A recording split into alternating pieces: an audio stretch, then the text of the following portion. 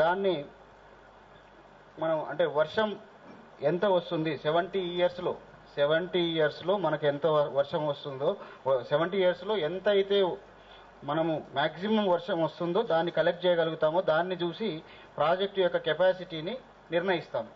So అయితే ఇందులో ఈ 70 సంవత్సరాల్లో కూడా 3 రకాలుగా 100 సంవత్సరాలు 70 సంవత్సరాలు నిండుతుందని అర్థం అన్నమాట. డిపెండబిలిటీ అంటే అర్థం ఏంటంటే 70 సంవత్సరాలు నిండుతుందని అర్థం. సో ఈ 70 సంవత్సరాల్లో కూడా వర్షపాతం అనేది సాధారణము అంటే నార్మల్, సాధారణం కంటే ఎక్కువ ఉండొచ్చు, సాధారణం కంటే తక్కువ ఉండొచ్చు.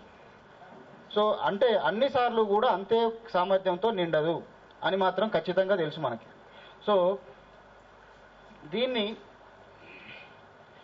ఒక్కొక్క సంవత్సరం మనం ఎట్లయితే నిండుతుందో అంతే ప్రభావం కూడా ఒక ఆయకట్టు నిర్ణయించుకుంటాం మనం. ఫర్ ఎగ్జాంపుల్ 22 TMC 70 ఇయర్స్లో వచ్చింది అని మనం కనుక లెక్క కట్టినట్లయితే అది ఈ అన్ని సంవత్సరాలు కూడా సేమ్ ఉండదు అనేది మాత్రం ముందే తెలుసు మనకు. సో రైతుల నుంచి కూడా సేమ్ అది ప్రాజెక్టుని ఎప్పుడైతే కడతామో దాని తర్వాత కూడా అదే ప్రభావము మళ్ళీ అంతే ఆయకట్టుకు నీళ్ళు ఇవ్వలేము అనేది మాత్రం తెలుసు. సో దీన్ని మేనేజ్మెంట్ చేయడం అనేది ఇది ఒక ప్రాబ్లం. నీటి లభ్యత విషయంలో ఇదొక ప్రాబ్లం. సో ప్రాజెక్టు నిర్మించేటప్పుడు ఒక నిర్మాణాత్మక దృష్టితో ప్రణాళికాబద్ధంగా ప్రాజెక్టు యొక్క నీటి వినియోగ సామర్థ్యాన్ని ఎస్టిమేట్ చేస్తాము. దాన్ని ఇంప్లిమెంట్ చేయడంలో కట్టేటప్పుడు కూడా ఇంప్లిమెంట్ చేయడంలో అంటే ఫర్ ఎగ్జాంపుల్ లైనింగ్ వేస్తాం. లైనింగ్ వేసిన తర్వాత అది లైనింగ్ అనేది మనం ఇంపర్వియబుల్ అని చెప్పి చెప్తాం. ఇంపర్వియబుల్ ఉండదు, బట్ ఇట్ విల్ ఆటోమేటిక్గా మళ్ళీ నీళ్లు పీల్చుకుంటూనే ఉంటుంది అది. సో దానివల్ల కూడా నీళ్ళు వేస్ట్ అవుతాయి. అట్ ద సేమ్ టైం మనము సాయిల్స్ ఈరోజు అన్నిటికీ కూడా మనం అప్లికేషన్ ఎఫిషియన్సీ అంటే భూమి మీదకి వచ్చిన తర్వాత అంటే పంట మీదకి వచ్చిన తర్వాత కొన్ని శాండీ సాయిల్స్ ఉంటాయి, కొన్ని ఎర్ర నేలలు ఉంటాయి, కొన్ని నల్ల నేలలు ఉంటాయి. అవి ఎక్కువ తక్కువ పీల్చుకునే దాన్ని బట్టి దాని యొక్క నీటి వినియోగ సామర్థ్యం కూడా మారుతూ ఉంటుంది. సో కానీ మనం అంతటా కలిపి ఒకటే సామర్థ్యాన్ని లెక్క కడతాము, ఆ విధంగా నీళ్ళు ఇవ్వము. సో రైతు అందరికీ నీళ్ళు ఆ విధంగానే లెక్క కడితే ఊరుకోడు కాబట్టి కంపల్సరీ తను ప్రాబ్లం ఫేస్ చేస్తాడు. This is second problem. తర్వాత డిస్ట్రిబ్యూషన్ సిస్టమ్స్లో కూడా లీకేజెస్ తర్వాత ఇవన్నీ కూడా స్ట్రక్చరల్ ప్రాబ్లమ్స్. ఇంజనీరింగ్ పరంగా మనము కట్టించేటప్పుడు నిర్మాణంలో తీసుకోవాల్సిన జాగ్రత్తలు తీసుకోకపోతే వచ్చే ప్రాబ్లమ్స్. తర్వాత ఈ సాగునీటి పద్ధతులు అవలంబించే దాన్ని బట్టి కూడా నీటి వినియోగ సామర్థ్యం ప్రాజెక్టు యొక్క నీటి వినియోగ సామర్థ్యం ఆధారపడి ఉంటుంది. For example flood irrigation system ఈరోజు ఉంది అంటే భూమి మీద నీళ్లు పారించే పద్ధతి. దానికి కనుక చూసుకున్నట్లయితే దాని యొక్క అప్లికేషన్ ఎఫిషియన్సీ ఓన్లీ 50% ఉంటుంది. అదే కనుక స్ప్రింక్లర్ ఇరిగేషన్ పద్ధతి తీసుకున్నట్లయితే we can increase up to 75%. And drip irrigation పద్ధతి తీసుకున్నట్లయితే 90% వరకు అప్లికేషన్ ఎఫిషియన్సీని పెంచవచ్చు.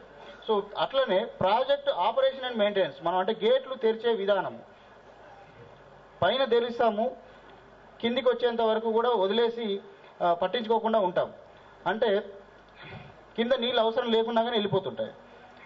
ఎక్కడైతే అవసరమో అప్పుడు అంటే some wastage in the operation of the gates కూడా అంటే కెనాల్లో నిండి ఉన్న నీళ్లు వృధాగా వెళ్ళిపోతాయి అన్నమాట. దాన్ని సరైన సమయంలో గేట్లను ఆపరేట్ చేయడంలో కూడా మనం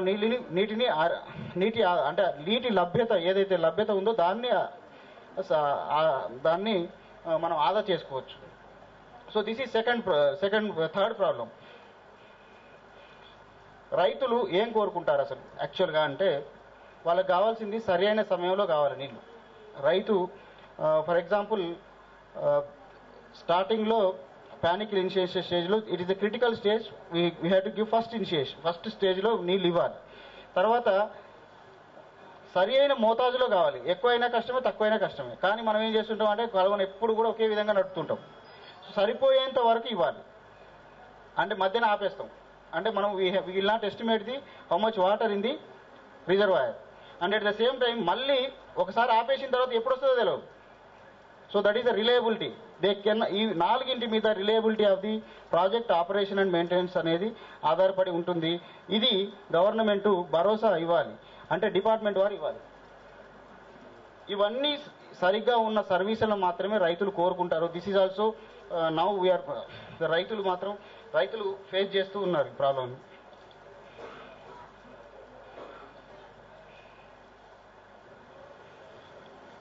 సో వీటన్నిటి గురించి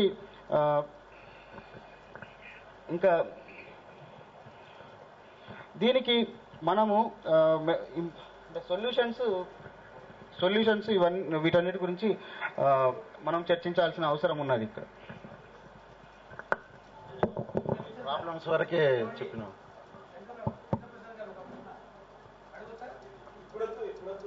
తర్వాత మీరు నోట్ చేసుకోండి.